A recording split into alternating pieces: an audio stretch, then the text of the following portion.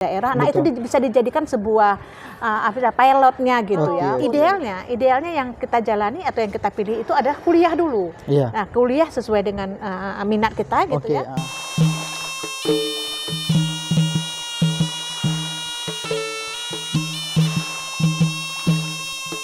Assalamualaikum warahmatullahi wabarakatuh. Selamat bertemu kembali Waris Seni Budaya di Medrah Podcast ISBI Aceh. Hari ini kita kembali melaksanakan podcast on the spot dan bertempat di SMK 4 Kota Loksmawe. Lumayan jauh kita ke sini. Dan kita hari ini ingin ngobrol-ngobrol santai dengan salah seorang guru di SMK 4 ini. Dan kita akan bertanya bagaimana prospek sekolah ini dan bagaimana kedepannya dengan ISBI seperti itu.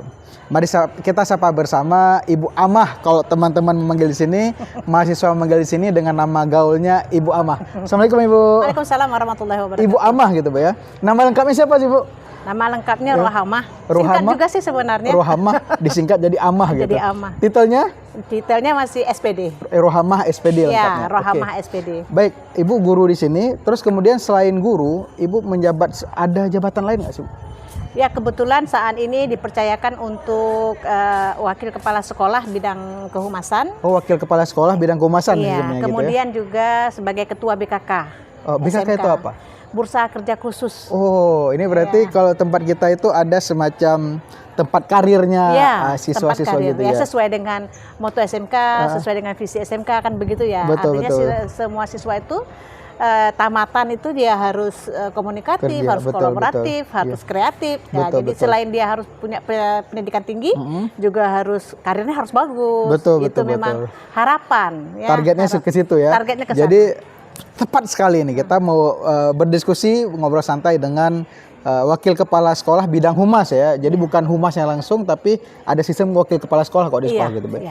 Oke, baik. Kalau di SMK 4 ini Bu, itu berapa jumlah siswa kita sekarang? Ya, saat ini secara keseluruhan ya kelas 1, kalau kami bilang kelas 10 ya. Iya, kelas 10. Kelas 10, kelas 11, kelas 12 itu 620. Total semuanya ya. Total semuanya. Oke. Kemudian yang nanti insya Allah lulusan kita itu ada 168 siswa. Tahun ini? 68. Ya. Nah, itu terbagi dalam apa aja keahliannya di sini kita Bu? Ya, di SMK kami ini kebetulan ada 6 jurusan. Oke, 6 jurusan. Jurusan yang paling tertua itu ya kriya kreatif seni dan kriya kreatif seni dan produksi kriya. Produksi kriya. Iya, produksi kriya. Jadi ada seni kriya kreatif batik dan tekstil. Itu yang dia berdampingan tuh, berdua kriya kreatif batik dan tekstil dan kriya kreatif kayu dan rotan. Itu yang tertua. Tertua itu. Dan alumninya itu sudah hebat-hebat. Udah jadi orang gitu udah ya. Udah jadi tetap orang. Maksudnya udah kembali ke sekolah lagi gitu ya. Ada yang kembali ke sekolah, ada yang berkarir di perguruan tinggi. Ya, termasuk juga dari bagian ISBI itu. Gitu ya. Itu dari sini gitu. Dari sini produk SMK 4. Berarti nah, itu dari jurusan yang tertua. Kemudian jurusan ketiganya itu teknik kendaraan ringan. Oh ya. TKR otomotif ya. Ya, otomotif lah gitu. Kemudian ada lagi teknik sepeda motor.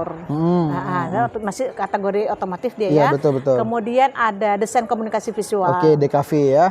DKV. Di ISBI ada loh DKV. Ada ya. ada. Ya. Tapi alumninya belum ada nih yang kemari, yang belum pulang kemari ya. Ya, nanti kita tunggu. Pelan-pelan gitu ya. Pelan-pelan. Kemudian yang terakhir itu ada teknik energi terbarukan. Nah, itu satu-satunya di Aceh. Dan si bungsu kami itu di sini. Jadi dia ada kompetensinya itu kebetulan kita ngambil di kompetensi teknik energi surya, hidro dan angin. Ya.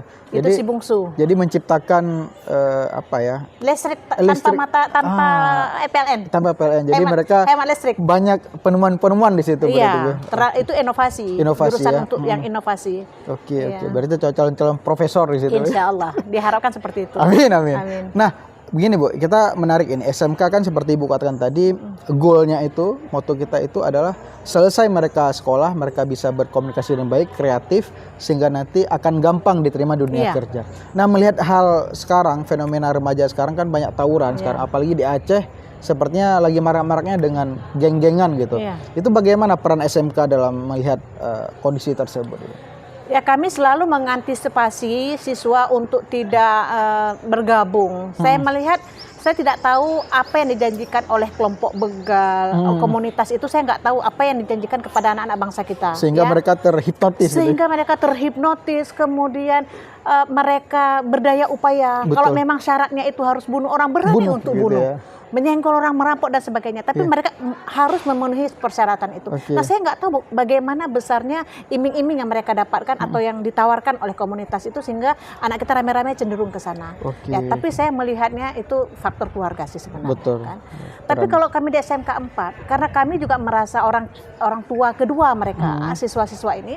Jadi senantiasa kami memberikan arahan, memberikan pengertian, senantiasa yang kami lihat udah agak-agak menyimpang, kami tarik lagi kemari, ayo nak kita sadar, menyadarkan mereka gitu. Tapi kita punya batas kekuatan itu ya, karena kita jumpa dengan siswa itu hanya sampai jam 4 sore apa jam 3 sore gitu ya.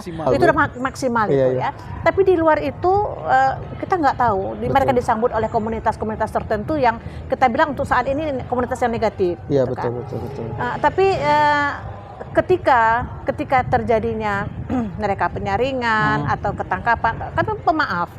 SMK tetap menjadi ibu yang pemaaf. Jadi ya. tempat kembalinya mereka. Menjadi orang tua yang pemaaf. Ketika mereka sudah sadar, kami akan memeluk mereka lagi untuk kembali di sini, untuk belajar, untuk mencapai membantu mereka untuk mencapai cita-citanya. Mungkin sisi positif dari SMK ini kan kebanyakan mereka ada mata pelajaran yang praktek ya Ibu ya. Iya. Jadi giatnya itu kayaknya udah tersalurkan ke situ energinya. Saya tadi sempat muter-muter gitu kan. Aku ngelihat mereka lagi buat karya-karya dari kayu gitu kan, yang sebelah sana lagi bongkar mobil gitu. Mungkin hal itu bisa menjadi salah satu obat juga bagi Bu ya. Iya. Ya. Jadi disibukkan. Disibukkan dengan kegiatan-kegiatan produktif itu tadi ya. Iya, betul.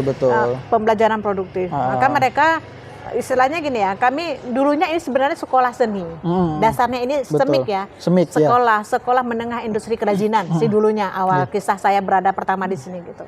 Jadi seiring waktu kan dirubah itu nama SMK itu jadi diberikan kesamaan keseluruhannya ya. Jadi hanya nomornya saja yang membedakan. 1, 2, 3 dan nanti di dalam 1, 2, 3 itu baru dibedakan dengan nama apa jurusan yang ada di perkonsentrasinya itu.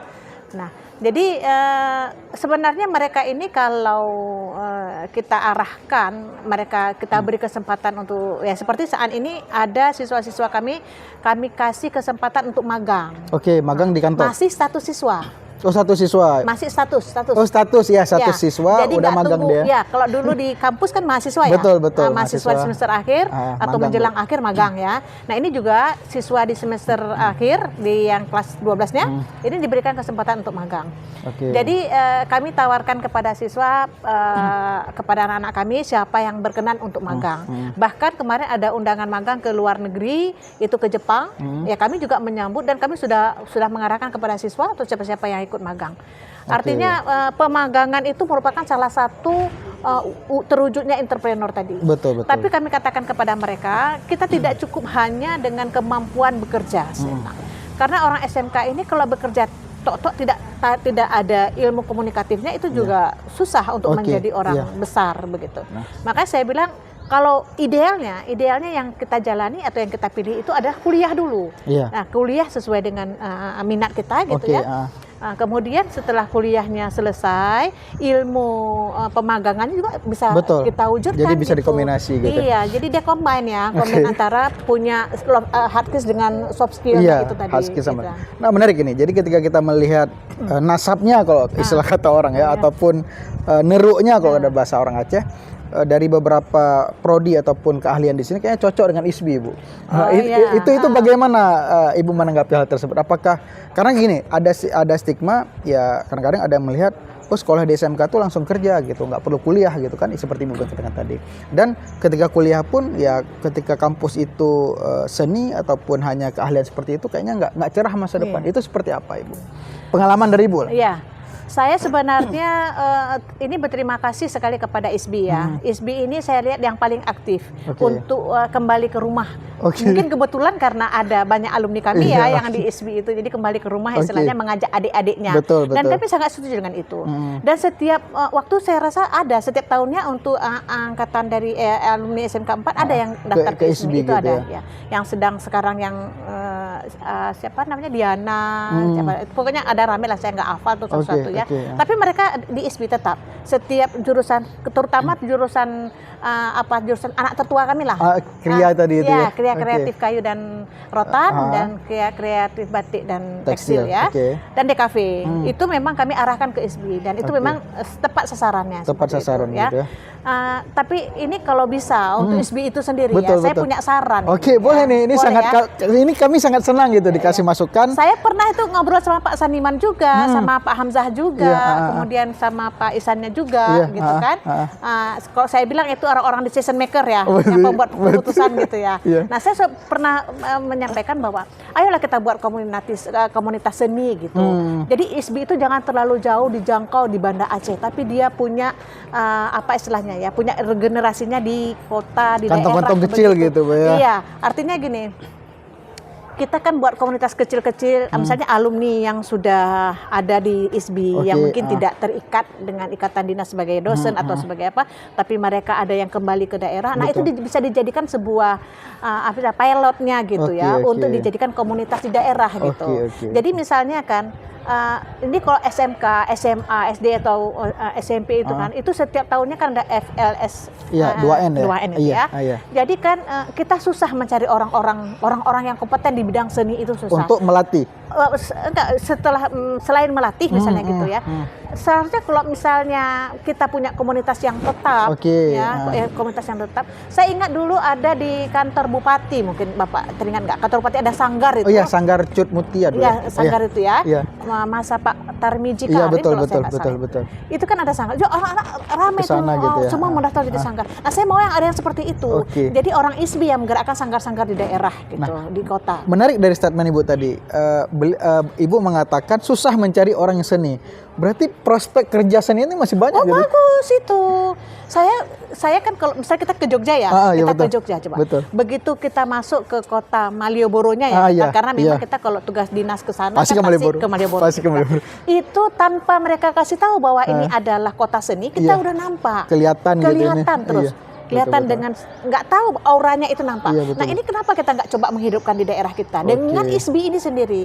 Apalagi kita udah punya ISBI kan, punya ISBI dengan orang-orang yang alumni yang sudah kompeten lah kita bilang. Apalagi tadi kan kalau ada arahan itu dari Pak Isan, tidak ada orang ISBI itu yang nganggur. Betul. Itu kan sebuah apa ya istilahnya ya, sebuah pencapaian luar biasa begitu. Nah, tapi ya yang nggak nganggur itu, ayo kita bikin lagi gitu, kita lebarkan lagi kemampuan untuk merekrut adik-adik kita di sini ya. Jadi mungkin bisa membantu untuk mensiarkan bahwasannya di kampus seni budaya itu masih banyak loh peluangnya gitu. Ya. Jadi jangan menganggap puput kampus seni budaya Hanabut kan gitu ya. Sebenarnya banyak.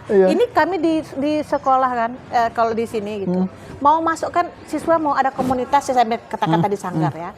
Ayo kita ikut sanggar nari. Di mana? Pertanyaannya di mana? Ayo kita ikut sanggar ini. Di mana? Di mana Bu ada sanggarnya? Jadi mereka kan ini. Tapi kalau seandainya ada sanggar begitu kan. Ada sanggar yang memang sanggar itu diprakarsai oleh orang ISBI gitu kan. Jadi setelah dia melatih siswa ini tadi, ya kan. Jadi siswa kan timbul itu bakat minatnya, mau seperti tutornya gitu, mau seperti kakak sanggarnya gitu kan.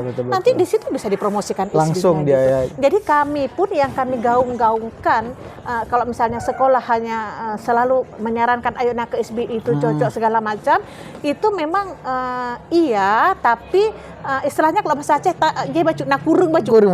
Ya kurang garam gitu Tapi dengan adanya kita tunjuk, coba lihat kakak itu, buat sanggar itu, coba kamu masuk ke situ. Kita bilang bukti langsung di lapangan ya kan. Jadi ini lebih oh iya ya Bu ya gitu.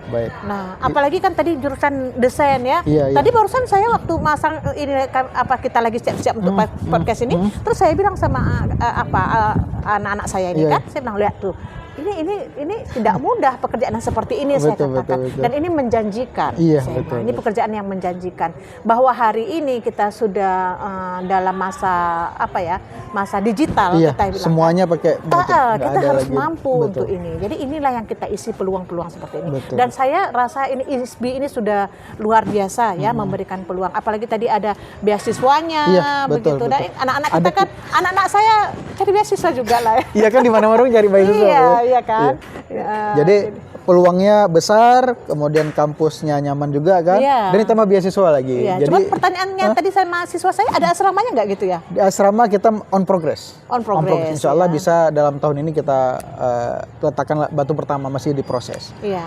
Tapi karena kan kalau di Unsia itu kan setahun itu kan, atau di IAIN setahun tinggal di asrama kan? Karena baru-baru datang kan. Jadi kan karena ISBI dengan umurnya baru beranjak ke 10 tahun kan, kita masih pelan-pelan lah. Tapi insya Allah pelan-pelan kita perlahan dengan semangat dan dengan masukan dari semua rekan-rekan kita menjadi lebih baik insya Allah. Dan untuk terakhir Bu, ada nggak pesan atau kesan khusus kepada ISBI dan itu berkaca dari alumni-alumni sini yang menjadi di ISBI berkarya lah, itu apa kesan dan pesan Ibu? Kayaknya tadi pesannya sudah ya? Iya, kesan berarti. Kesannya. Saya kesannya ini memang luar biasa bahagia kalau saya bilang ya.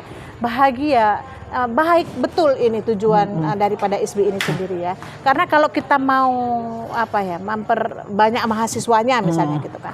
Hanya sekedar untuk mengedarkan brosur itu. Betul. Itu banyak sih. Siapa saja bisa. Betul. Tapi bikin podcast seperti ini tidak semua bisa. Iya kan? Nah, ini sebuah kesan yang sangat menarik. Bahkan mungkin anak-anak tuh ada yang tengok itu apaan sih, ngapain ya. Ini perdana dan memang kami adalah SMK perdana di Lok Sumai mungkin ya. Iya betul. SMK perdana yang kita sambangi dengan podcast gitu. Oh iya, terima kasih. Jadi saya mewakili kepala sekolah dan rekan semuanya juga mengucapkan terima kasih atas podcast yang diadakan pada hari ini. Dan mudah-mudahan ini juga sebagai ajang promosi bagi kami juga ya secara pribadi. Ini kesananya ditayangkan di YouTube atau di mana. Jadi kami mudah-mudahan ada siswa SMK Negeri 4, ada siswa yang mau berminat juga ya, mau masuk ke SMK Negeri 4 terus lulusannya nanti masuk ke ISBI. Jadi simbiosis mutualisme. Betul, diharapkan seperti itu. Betul. Ya. Baik Ibu Ama, terima kasih. Semoga SMK semakin baik, semakin banyak siswanya dan semakin banyak juga yang berkarya kreatif di Aceh ini gitu ya. Alhamdulillah. Jangan lupa ya sanggarnya. Oh sanggarnya, oke. Itu harapan dari Bu Ama tentunya itu menjadi ya semacam PR lah bagi para penggawa ISBI untuk bisa menghidupkan semacam kantong-kantong kecil di setiap daerah dalam mensiarkan seni budaya itu sendiri. Waris seni budaya sangat menarik obrolan kita hari ini. Banyak hilang ya. Apanya? Budaya kita kan udah banyak hilang itu. Yang contoh misalnya ini sebelum kita akhiri podcast ya, yang paling sering kita dengar sekarang itu yang mungkin agak menggelitik di telinga saya juga. Kalau kecil-kecil saya ketika ditanya, "Mak honeja, jak bak kerja atau jak bak kerja mati?" Nyojino honeja munduh mandu. Jadi kan kita hilang identitas. Pelan-pelan sudah terkikis bahasa kita sendiri ya.